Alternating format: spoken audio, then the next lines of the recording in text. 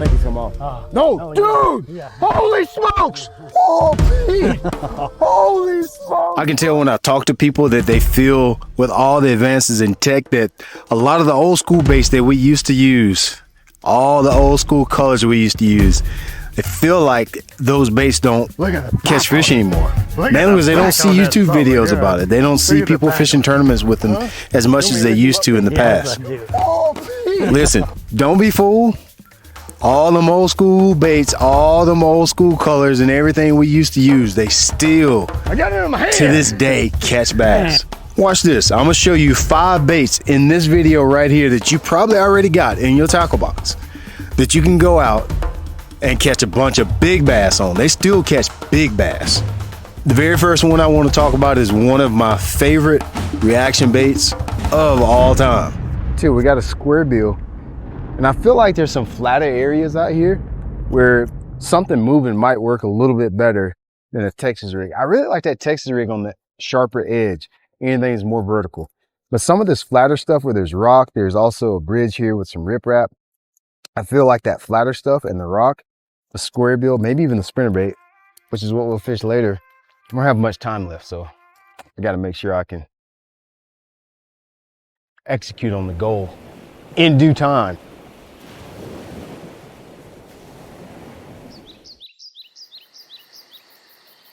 There he is. There he is. Oh, a good one on the cranker. Good one on the cranker. Dude, this rod's good for everything too. Using that one rod, same rod, tied on a square bill crankbait. A little bit flatter right here. If I can get this fish in, he's kind of fighting. He's kind of upset about it. He's acting like he has hooks in his face. It's a decent one. Actually might be, it's probably semi the best one I had today. It's just a little square bill, 1.5. Okay. Well, I thought we were done. I thought we were done. He said, no, I'm not done. I'm not done. Oh, see, I'm gonna have to lay down. Now, see, he's got hooks in his hand. This is where you wish you had a net, but you just eat it real nice and easy like that. Real nice and easy. You see how he's just like, okay, just take him out, buddy. Just take him out. That one hook just fell right out of his face. All right, that's cool, man. I have to throw this square bill a little bit more. I got 4 corners of this bridge riprap. This is exactly what I was talking about. Just for some reason, the square bill, anything you can move, you can take the spinnerbait and do pretty much the same thing. It just tends to work better around this flatter stuff. I might need a pair of pliers to get that hook out of this one. All right, I got him. That's a nice 2.5, 2 3/4 double cheeseburger. Nice and juicy. Look how short and chunky. The thing about river fish is they always look a little different. I don't know what it is. Genetically, it's the same largemouth that you find out there on the main lake, but you can see like right in here is a lot shorter and is a lot bigger right in there. You know, you got that one uncle, he's just shaped different. Got a big chest and a little bitty torso. That's what they're shaped like, Uncle Bobby. Anytime you're fishing riprap like this, you know, what you see is not always exactly what's under the water. A lot of times there's little boulders, little outcroppings where the riprap is a little shallow farther out, 6, 7, 8 feet. And a lot of times that's what the fish hang on. I'm not getting the bites right up here, up tight. You'd think they would be right in there. I'm actually getting my bites out right along, about right there. It's probably about 5.5, 6 foot of water. There he is. God dang, dude, big one. Oh God. Power pole down right here. Jeez. Oh, that one hit it right at the boat too. Little brim colored square bill. Hey, just because you got one rod does not mean that you have to throw one bait. I used to do this all the time when I used to walk the banks. It was always, whoa, try to jump in the boat. It's always really difficult to have more than one rod. So I would always take, one rod. It's less to deal with, a little sack of tackle, 4 or 5 baits, hard baits, and I'd have like 2 or 3 bags of plastics and some terminal tackle, and I'd just get at it. Those are good old days. It was simple like that. The thing is, when you see so much electronics, so much technology, this joining fishing now, you think that doesn't work. It still works. Technology is a lot of fun, but every once in a while, it's just good to get out here and get to the basics. One rod, bag of baits, and get after it. Huh? Now let that guy. Might be a little bag of them here. We might make a little bag today.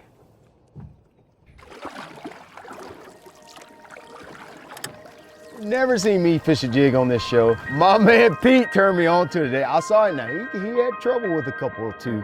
But once I saw the quality of fish, my guy was getting on the jig, I picked one up. It was this one right here. This is a Z-Man jig. I use a California craw. This is a Helicross soft plastic trailer. Now, the color of the jig is called Moskin. Actually swim it.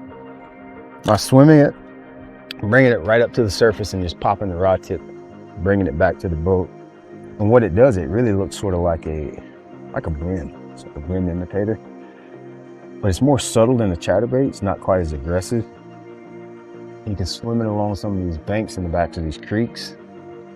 The water's up now because of the rain. Then fluctuating rain, and sometimes you can swim that jig right along the shoreline or the laydowns, any kind of little wood structure you see, and pop you a big old pig. That's what I'm hoping for.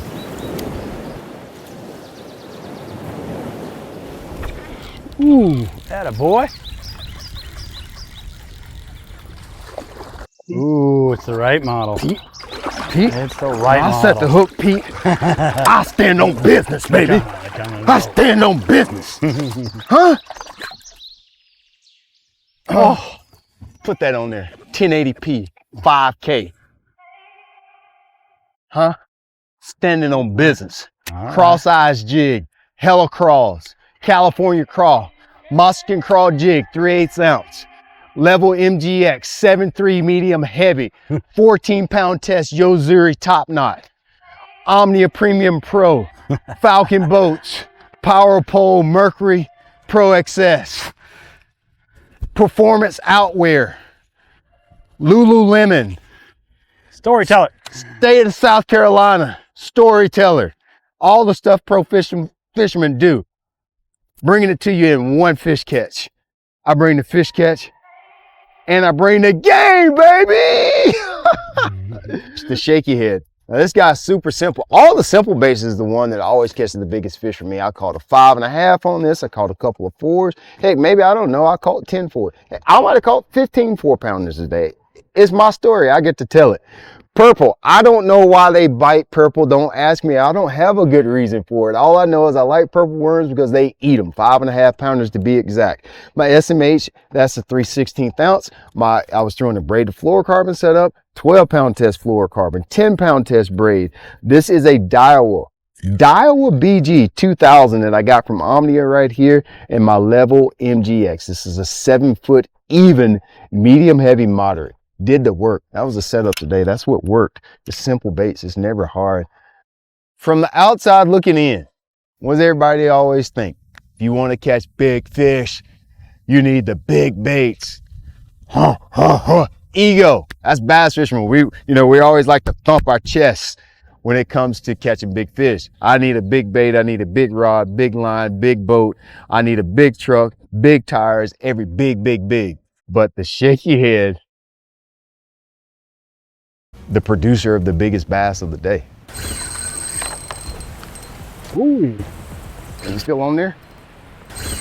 Dude, it must be a big one. Yeah, that's the same place I lost the other big one. I don't know what he's caught in. Is he out? I don't know which way he could have went. He's still on it. You see him taking line. Yeah. I think that might have been a bad idea, actually. Think so? I think he's going. I think he went around it or something. God, dude. Let's see if I can get a little closer to it and unwrap it. Dude, that must be a big one. Could be. Let's say. He's still on. Oh, dude. Where's he at? He's way over there, and he's big. Is he? Yes. He come off. I think he's come off. Oh, No, dude! Yeah. Holy smokes! Oh my God! Get him. Oh my God, bro! Oh my freaking God, Can't believe Pete. he came off of that. Bro, I can't believe that fish is still on there. Bro, that's him. That's Himothy. Bro, I can't believe that line hung. Oh. Oh my God. Peter! Oh my God! Let's go! Oh my God! Buddy. Hey, don't let nobody tell you you can't catch a big one on a spinning rod, bro. How much you think this thing weighs? Good question. You better weigh it. I cannot believe this, dude. Dude, super simple setup. Anybody can buy that setup. That's probably. I was just gonna ask you where to get the jig heads. Where's Jig at? Omnia Premium Pro, right on the app. Yeah. 3/16, Purple Rain, Purple Rain, Purple Rain. Shout out Minnesota. Yes, sir. That's right. He was from Minnesota, right? Yep. Here. Dude, how much you hold that thing? He's heavier than I thought he was gonna be. Where do you think that thing is? I think he's 6.5. Yeah, dude, it's a lot heavier than it looks. I can't. Got some batteries in my scale here. Let's see how much this fish weighs. Y'all let me know what you think it weighs. Let's see here. I'm gonna say 6.5 maybe. What do you think? 6.5? 6 3/4. All right, 6 3/4. Oh, I was off by a lot. 5 pounds, 6 ounces. Whoa! I was off by a That's the lot. longest 5 pounder. Big eyed that mug. I thought Me this was too. a good 6.5. Me too. I thought he was 6.5. You let me know what you think he is in the comment section. The spinnerbait, old standby. Old school still works. Don't let nobody tell you that you can't still catch them on old school baits. I was just throwing this old bluegill sling blades from Z-Man. I was putting a swim bait trailer on there, just casting that around the logs, the wood that I would find, anything that was isolated. Attaboy. Moving a bait this time. Man, they are running right at us. Jeez, that's a good one. Whew, look how thick his back is on him. Look at the back on him. Look at the back on that son of a gun. Look at the back on him. Huh? You want me to lift him up, Yes, Pete? I do. Oh, Pete! Holy smokes, bro! Yes, I got him in do. my hand. I got him in my hand now, baby. Ooh wee! I went from the jig to the spinnerbait. I got him in my hand. Man, Oh my God! that's I flipped. It was on the back side of that lay down. Yeah, I I was saw it. rolling across there, and you could see it because I was keeping up the bait up high. Sometimes that's the key to getting the bite of spinnerbait too. Look at that guy right there. Good old tandem willow leaf. Now that right there, I don't know. That's one of them Broadway girls. Leave them Broadway girls alone, good boy.